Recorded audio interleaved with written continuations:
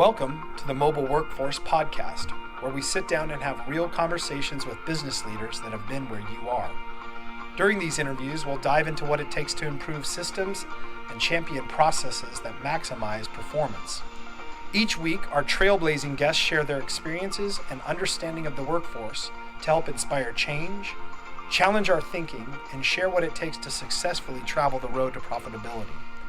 Now here's our host, co-founder and chief evangelist of About Time and WorkMax, Mike Merrill. Hello and welcome to the Mobile Workforce Podcast. I am your host, Mike Merrill, and today we are recording part one of a special crossover series with the host of the award-winning podcast, Bridging the Gap, Todd Weyandt. Thank you, Todd, for joining us. I'm excited to sit down with you and have this discussion today. Absolutely. Thanks for having me on. You bet. So before we get into the conversation too deep, would you give our listeners just a little bit of an overview and your background and experience? Yeah, absolutely. So I'm, my official title is Director of Creative Marketing at Applied Software, and we are a AEC and manufacturing systems integrators. So we tackle pretty much anything under the sun with AEC, whether it's software or custom development or workflow enhancements. We probably have it covered there. And then through that, I get to host the Bridging the Gap podcast, which focuses in on the innovation and the innovators out in construction and MEP. So we focus a lot on kind of what are those foundational elements to make technology adoption successful, whether that's on the culture side of things or business process side, or the innovation and growth mindset that is needed to not only just survive the future of construction and the changes happening, but really thrive in that new era. Oh, that's awesome. Yeah, I applaud your efforts and enjoyed listening to your podcast episodes so far, and love what you're doing for the industry. It's a great resource that can be really helpful to our brothers out in the field. Yeah, thanks.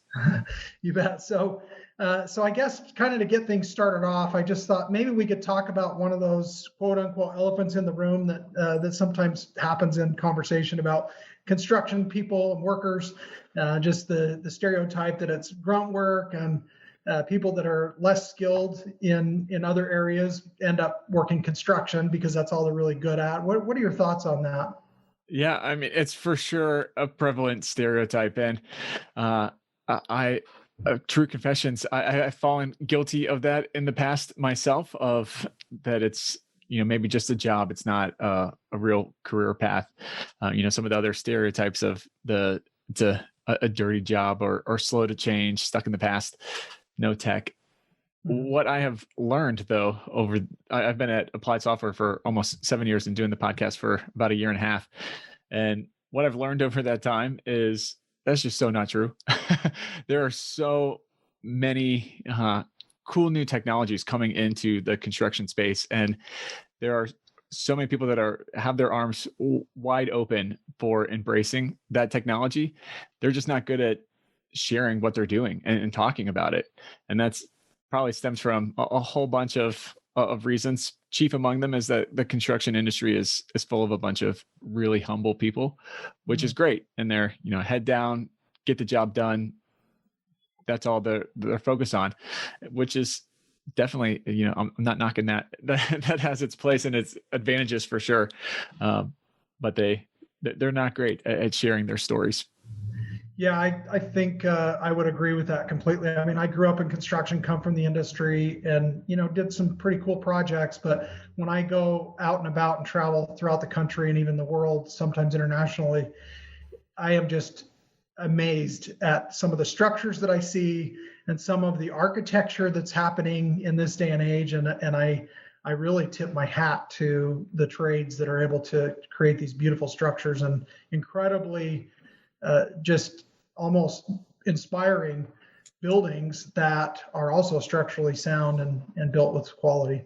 Oh, for sure. Yeah. I mean, some of those are pretty just mind blowing, especially when you add in how modular is coming into the industry and the offsite bringing in manufacturing principles. I mean, there's some just really cool, mind blowing stuff out there.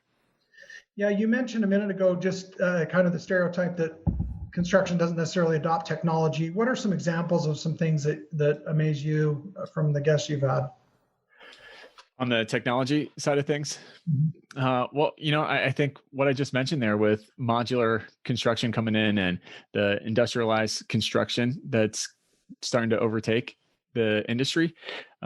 Yeah, I think that there's just really cool processes that they are able to get a lot more efficient, move projects a lot faster, and then really increase safety just by shifting into a different workflow with offsite and making kind of pulling in those manufacturing principles and turning a construction site into a factory for all intensive purposes.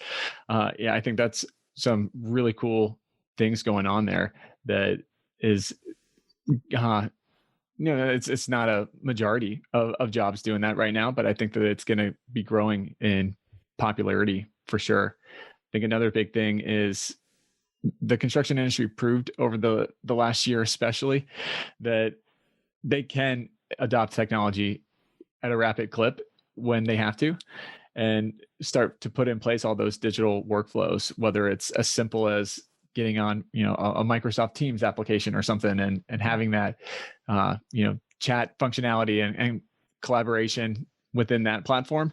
I think the construction industry has really proven that they have the chops to adopt the technology. It's not as foreign as some might have you believe. Yeah, and these younger generations that are coming into the trades and advancing in management roles, as some of the baby boomers retire, we're seeing waves of new technologies being adopted in all types of industries and companies that I'm seeing.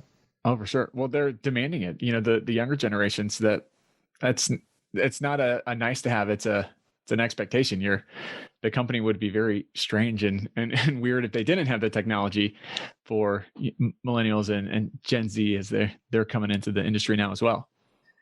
Yeah, I like that. And you mentioned something a minute ago about safety. And I think that's another area that I'm again, coming from the trades, I'm just very impressed with not only how incredible these structures are becoming and the methodologies that companies are building these buildings and that the engineers are putting them together, but these things are being done very safely at record rates and safety percentages that we haven't seen in the past. So amazing. Yeah, for sure. Especially all the COVID curveballs that have been thrown the way of the construction for them to keep the jobs going this last year, I think really speaks volumes to the grit and determination of the industry, but also the can do, get her done mentality of the industry. Yeah, I think like you mentioned a minute ago, that just generally the attitude and even the humility, the quietly just get to work, get our elbows dirty and just dig in and figure it out. I mean, that's definitely something that construction companies are good at doing. Oh, for sure. So what about when you hear things like when companies, or I'm sorry, when people talk about, the projects are always late, they're always over budget, you can't trust a contractor as far as you can throw them. I mean, what do you say to those types of stereotypes that also get thrown around on occasion, or maybe shown on a TV show or something? Yeah. I think that there's such a broken cultural and communication aspect in the construction industry right now. One of the things that we talk about on Bridging the Gap is how to embrace those soft skills and what does that really mean? And I think, going back to the generational aspect of it, this is not a knock on older generations by any stretch, but millennials and the Gen Zs are coming in expecting a little softer edge than what the industry has typically been accustomed to, which I don't necessarily think is a bad thing. If you take it to any extreme, it's not great. But I'm not saying everybody sits around all day and just sings Kumbaya by any stretch. But I think focusing in on the trust factor that and having that as an undercurrent between those different teams is a really big opportunity for the construction industry, because there is bad blood whether you're talking about between the architect and the GC to the subs to the owner, there's so much of people talking past each other and not really sitting down and saying, all right, where are you coming from? What are you trying to get out of this project? I don't necessarily have to agree with where you're coming or your process, but I have to know where you are at so that then I know what I need to bring to the table and how to communicate back with you. There's so much of the industry of it's just easier to push it down to somebody else, blame somebody else. And really contracts are set up that way as well too. You look at contracts and it's not if something is going to fail, it's when it fails, this is what happens. And so that is just an environment that sets it up for that mistrust. And all of that has a huge impact on delaying projects and slowing projects down because everybody's now in this super cautious, cover yourself mode instead of offering and really embracing that true collaboration. So, I know that's a big buzzword that means a lot of different things to a lot of different people, but that's because people have that mistrust and aren't really taking the time to sit down and hear the other person's point of view. Yeah, you mentioned a lot of really powerful things there, and I recently just came from an AGC event, Associated General Contractors, for the state of Utah, and it was their 99th annual conference. So wow, really cool, big year. Yeah, 100 years next year, and it was an in-person event. So with everything going on, that was a lot of fun. Wow. And we spent a couple of days up there with a lot of our team members. And one of the things that was so inspiring, in our local chapter, there's a building, I think it was between $7 and $8 million cost for an AGC training center. And the vast majority of the labor, the materials, and the money to build that facility were donated by the contractors in the state of Utah. And so there were a lot of what I call frenemies or competitive companies working side by side in tandem, donating time, labor, money, resources for the greater good.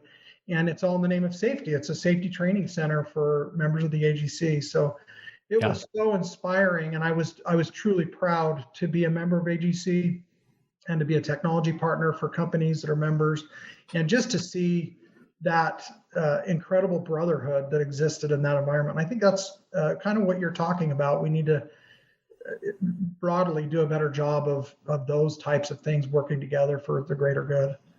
Oh, for sure. Yeah. I'm a big proponent of just having those conversations and humanizing the other person I think that goes a long way, and that can sound super corny, but it's effective. Yeah. Yeah, and then one of the things too that was a big push, they have a hashtag, it was We Build Utah was the hashtag. Yeah. Then a really inspiring video clip of, probably a dozen of these construction projects, highways, bridges, buildings, of all the different contractors, and little outsert quotes from different team members that were out there working in the trenches. And it was just incredible to realize the impact that the construction industry has on society in general. And I think sometimes we in construction even take that for granted and need to be reminded of, this new term of being an essential worker. Right. We're all essential for sure. We all equal our part of society, but construction is just a critical component, especially to services, trades, and people that keep things going. And so it's inspiring to be a part of it, and we need to do a better job of reminding ourselves and others of that at times, I think. Yeah, more than agree with that. So tell me, within the industry, do you think sometimes we're our own enemy a little bit, or kind of, need to be better proponents of this as we have dialogue within our organizations? I think within the industry, we are most definitely our own worst enemies there. And, really the blame starts and pretty much ends within the construction industry on this marketing problem.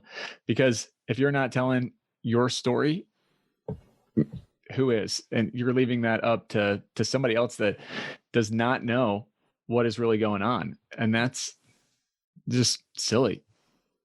Almost like the TV sitcom persona of construction worker. Yeah, and they have no idea what actually goes on in construction. I think, most people within the industry doesn't really fully understand the scope of what all is going on. Like what you were saying there about construction and the essential worker.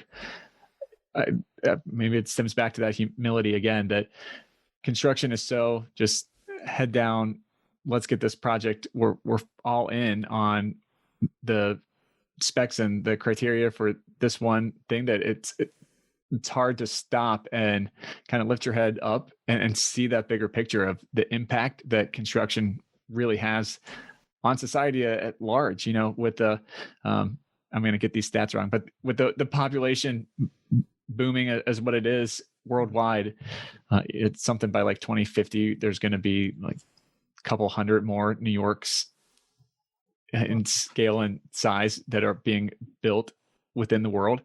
That's insane, and that doesn't get done without construction. So I think being able to see that bigger picture in mind is huge for the construction industry, and it's something that as a whole we're not very good at. Yeah, we're building the homes that Google's employees live in. We're building the buildings that Google operates, or Facebook, or Microsoft, or Apple. Yeah, we have a customer that has worked on all of those large projects in the electrical trades, and it's amazing how busy they stay in expansion of some of the world's largest and most successful businesses that depend on them in construction to allow them to grow their business and advance technology that we're all enjoying today, even that we're recording this episode with. Yeah, absolutely. I mean, who would have thought that data centers would be the end all be all this past year, but that became an essential building because with everybody going digital and remote, it's all about the data center now instead of office buildings. Yeah, and all the buzz with green energy and solar. We have lots of customers that do solar or cellular towers or all these other things that we're using to power our homes and our offices, our communication systems. I mean, just there's no end to construction's impact on every facet of our lives. For sure.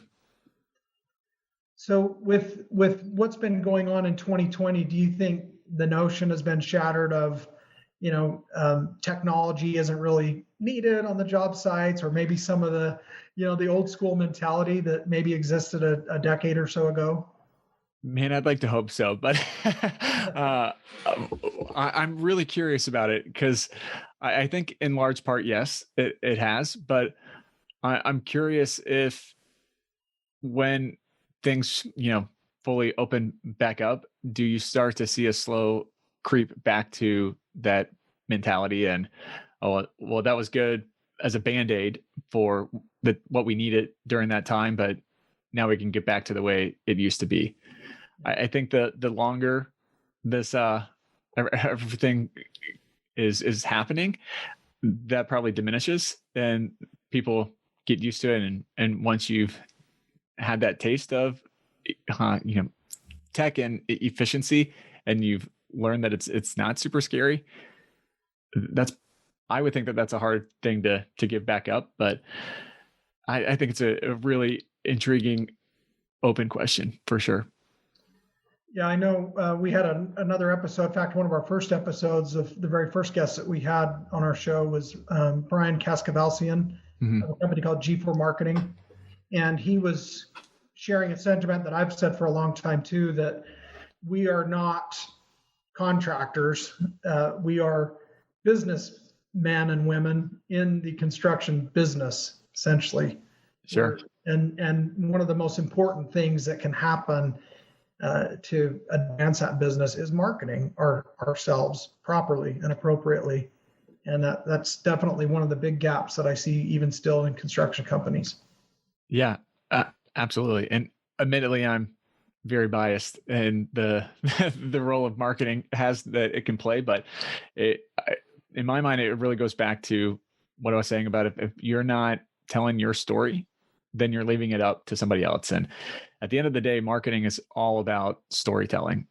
People are visual. They want videos. They want pictures. They want to be able to relate to the human success stories that are in the industry. And in my mind, at the end of the day, construction is a people-driven industry. And we just have to do a better job communicating. What does that really mean? What's the impact of that? How can, you hear all these stories of the guy going into the trades, not going to college. He's not getting $100,000 in debt, and he buys his first house by the time he's, 24, 25, and he's doing awesome and making a killing compared to the college grad that comes out $100,000 in debt and gets a remedial entry-level job right out of school, and it takes him years to catch up to where the guy who started in the trades is. So I think being able to tell that in a more compelling way is crucial to the industry moving forward. And really, with the skilled labor shortage and all that stuff, I think this is a key component to that. Yeah, there's some very, very well paid employees in the construction industry in this day and age, no question about it. I think that's a fallacy that a lot of people maybe don't understand. What do you think about the younger generation coming through college and maybe coming out of high school now? What can we do to do a better job of recruiting and getting some of them involved? Yeah, great question. So I think being able, going back to those stories, I think that's huge. Find the people that have done it and help make them the spokesperson for it. Because it's one thing to say that it's possible. It's another thing to show somebody that it was possible with. Like, this may be controversial. I'm a Tom Brady fan. So, seeing, if you would tell somebody that it's possible to win 7 Super Bowl titles and go to the Super Bowl 10 times in your career, you probably wouldn't really believe that that's true until you hold up Tom Brady and say, this dude's done it. It is possible. That's way more impactful than just necessarily saying the stats of what could be. So I think finding those, the poster girls, for lack of a better phrase, is crucial. It humanizes that story. Yeah, and if you pick Tom Brady out of a line of football players, he's probably not the first or even the 10th or even the 20th guy you're going to pick by stature or his chiseled physique. Sure. Yet any team in the NFL would absolutely love to have him, right? Yeah, absolutely. Again. No. Well, so there are, again, we've talked about some of these things. There are a lot of things to be excited about that are happening in the construction world and in the industry. What are some things that you wish people were more aware of, or if you could shine a light on something, what would some of those highlights be? Yeah, great question. I think that what excites me about the construction industry right now specifically is it's at the start of its own industrial revolution, for sure, which is really exciting.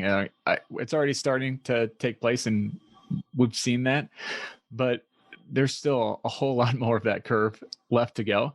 And I think the technology leaders over the next decade, meaning, what you have thought in the past of a technology leader of the Apples or the Googles of the world, I think over the next decade or two, you're going to see construction being thrown in the mix. There's going to be a construction company that rises up and kind of takes that mantle from one of those companies. And, in my mind, construction is really the tip of the spear with all the innovation coming, all the tech that's happening, and that growth mindset and the hunger for getting better, getting more efficient, getting faster, getting safer. All of that is just a incredible soup that is being mixed and is boiling up, and it's just gonna explode here in a little bit, which is the potential there is what I wish people would latch onto more, that it's an exciting time to be in construction. Yeah, do you think social media has a big role to play in raising that awareness? Absolutely. Yeah. I think so. LinkedIn is my my drug of choice. I like to tease. I think LinkedIn is huge because back to the story element and kind of raising up those, poster childs of it's possible. I mean, that's where people are going to find those stories right now is on social media. So whether it is LinkedIn or Instagram or Facebook, whatever, telling those stories and relating to the personal aspect of it, that's huge. And that happens on social now. Love it or hate it. Yeah, we have a local, so welder actually that did some work for my partner that's our CEO called Yeti Welding here in Utah. And he invested a while back in a drone and posts stuff every day, and it's fresh and it's fun, and it's him razzing his guys or him doing aerial shots of a really cool project they just did, or some huge plasma cutting table, just doing something intricate. And it's very fascinating and entertaining. And they've, I don't know, they have 15,000 followers at this point. And it's just a small welding shop. They do some incredible work. But if you look at just even their Instagram page, it's very impressive. And you wouldn't think they're small at all by the projects that they're doing. And so that's an example to me of where he's doing a fantastic job of marketing a great product that's still maybe a little bit of a secret just because of their size and scope currently. Yeah. And, the great thing about social media is it allows you what may have been a regional player can now spread their message anywhere. There's no limits. And that, I think is a really cool, exciting thing. Opens up a lot more competition, but it also opens you up to a whole lot more customers and clients as well. Well, and if you really feel like, everybody says they have the best quality or they have some tagline that's the same as 1,000 other business cards say. And so, but it is another opportunity to differentiate yourself. And if you believe in what you're doing and you're passionate about it, I think that shines through and that will resonate with them more than just another marketing slogan. Yeah, I totally agree. And then you get to compete against the best. And right. That's something in and of itself there. There you go. Yeah, we actually have him scheduled to be on the podcast here in the next couple of weeks. So pretty nice. excited. We want him to tell that story and share his vision of what they're trying to accomplish and how it's helped them win more jobs. Yeah. So within, we talked about social media, LinkedIn, different mediums that companies can utilize as tools. I mean, it used to be just, we've got a website, and you immediately were in the upper echelon of construction companies. and so I think we're well past that. But are there some other things? I mean, commercials, radio stuff. I mean, what other kinds of things do you see companies doing that you think are helpful? Yeah, I'm a big proponent of videos. Whether you can release them on the website, you can do in email campaigns or social or a ton of variety. And people are growing more and more and more to be visual creatures. And we always have been, but the video allows people to see it in real life and put themselves into that story and kind of latch onto it in a different way. So any chance that you can do a video, and right now, everybody has the power to do really good videos just on their cell phones. It's the quality there that's all you really need. So don't overthink that. Everybody can be a videographer now. Well, that's a great point. And even as a learning tool for within the trades, I built a fire pit in my backyard of my home a few months back. And I just looked it up on YouTube. I had a friend that had done it, and I was laying cinder blocks and running gas piping and, cutting out sheet metal, every step, grouting, wow. laying stone. And I come from construction, so I'm pretty handy with some of those things, but I'd never physically done that. Right. And it looks like I paid somebody $3,000 or $4,000 to do something that, cost me about $800 in materials. And so, yeah. Nice. YouTube, right? So video can be a powerful tool to get the message out, whatever it is you're trying to do. Oh, for sure. YouTube is, if not the biggest, it's second as far as more people are searching for anything on YouTube, even than Google too. I mean, YouTube dominates search results. Yeah. How important do you think salespeople are in construction companies? I know a lot of companies adopt that and have them, and then a lot of smaller companies, it's the owner or really the upper management are the only ones really actually selling directly. But what are your thoughts? I think that there's obviously a place for sales reps, hands down. It's a personal business in construction, and there's that handshake or fist bump in today's world, virtual fist bump, that goes a long way for sure. But you see the stats of most people, like 70-80% of people have done 90% of their research online before they ever want to talk to a sales rep now. So if that's the only thing that you are doing is just investing in sales reps, well, you're missing the vast majority of your people and your potential customers. So you have to, whether you like it or not, you have to have a digital presence in this world. You have to have the website, you have to have social, because that's where people are going to look for you. And if you're not there, you might as well have your closed sign hanging up because nobody's finding you. Right. Yeah, that can only reach as far as their vehicle or an airplane can take them, right? Right. So one of the other things, and this just popped into my head, I mean, a lot of the messaging that you're sharing and the ideology is also that everyone's in sales, even in the field, right? They're all a part of that sales arm and marketing arm, whether they realize it or not. How do we help the field recognize their role in establishing that reputation and helping the company look as good as possible? Yeah, I think it's a great, important question. And it starts with telling them that they are and having that conversation, because a lot of times I don't think that it stems from the people out in the field don't care about it or they don't want to embrace that, but they don't think about it. They don't, back to the head down mentality. They're like, that's somebody else's job. This is my job that I'm getting paid to do. And so to communicate that out, that goes a long way. And then follow that up. It's not a one and done communication. It's a consistency effort there. And then it's a live by and set some examples, have people throughout the industry or throughout the company showing what that means. And,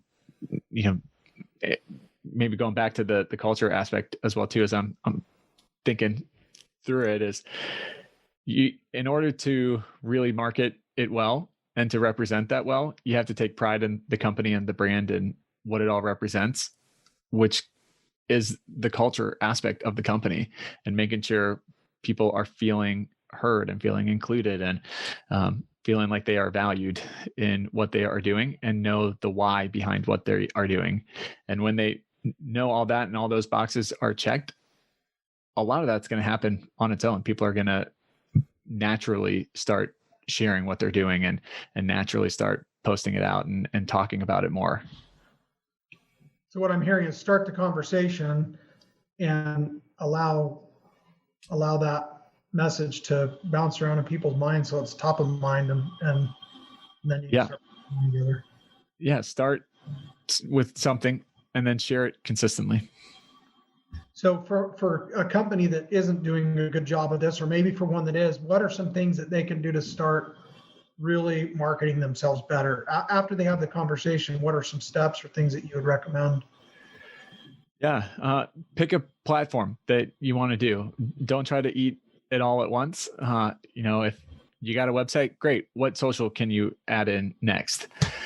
Then start sharing something. I know that there's some people that are uncomfortable talking about themselves and putting themselves out there. And that's okay. You don't have to. Brag on an employee, brag on a client, take a picture on a job site and share what you appreciate. It doesn't have to be anything super complex or super intense. It can take you 60 seconds to do a post, and just tag somebody and let it go from there. And you'll be amazed at how it takes off. Yeah. And I think, one bit of advice I would share with the listeners, just last week, for the first time. I posted something on LinkedIn that I like to trail run, get up in the mountains, and I was on a trail run, and I thought, you know what, I'm just going to introduce myself as Mike Merrill, the trail runner today. Yeah. That works with WorkMax and is a part of the team here. And I actually had substantially more engagement and interaction and comments and different dialogue from all kinds of people that I've never heard from when I just posted a normal thing about our product or what we're doing or an event we're at. Yeah.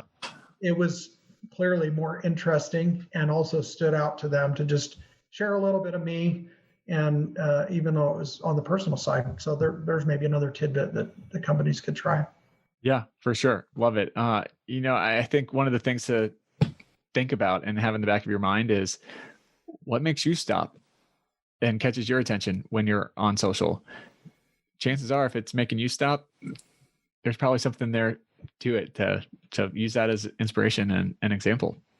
I love that. That's a great point. So take note of the things that catch your eye is what you're saying. Yeah, absolutely. Love it. Well, great. Well, so to kind of wind things up a little bit, just like to ask kind of a few questions here at the end and get your feedback on.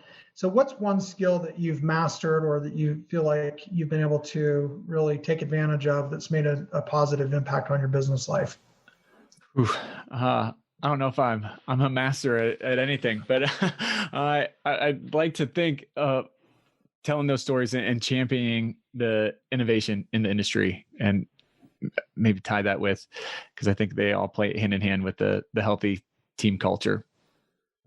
Yeah, I love it. Good. What about something that you do regularly that's become your go-to, kind of your superpower, something you're really good at?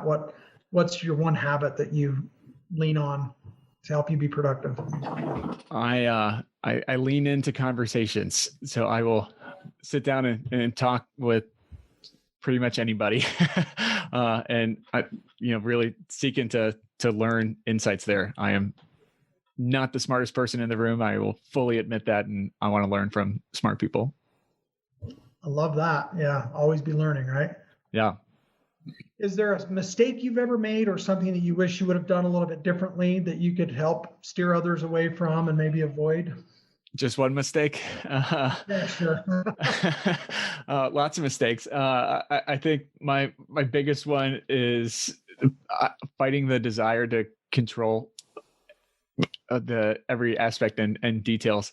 I can be a bit of a control freak and perfectionist that I have to rein that in and learn that there's beauty in relying on the team and trusting them to handle things, even if it's different than how I would go about it. Valuable advice. I think I could surely take a lesson from that.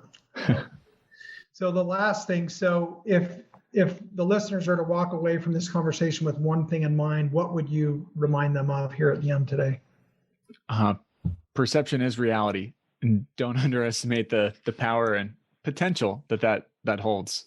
One of my mentors always says, "I'm not what I think I am. I'm not what you think I am.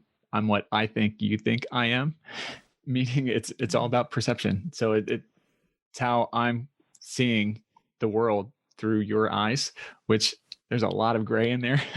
But keep that in mind. Perception is important. So tell your stories.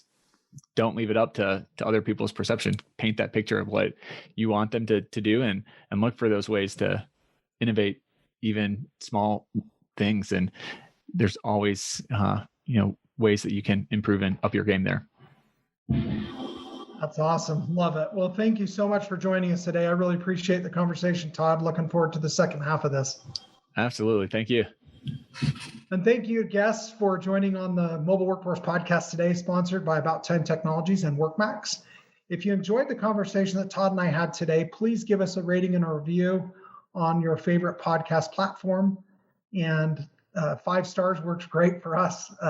Also, you can follow us on LinkedIn or Instagram at @workmax_. And also, please make sure that you listen to the conclusion of this 2-part series with Todd on the Bridging the Gap podcast, which Todd hosts also. And he's got a lot of other wonderful episodes to share there. So I encourage you to check those out as well. Thanks again, and we look forward to continuing to bring you these valuable episodes. Again, those ratings and reviews really help us to bring these valuable conversations to help you improve your business and your life.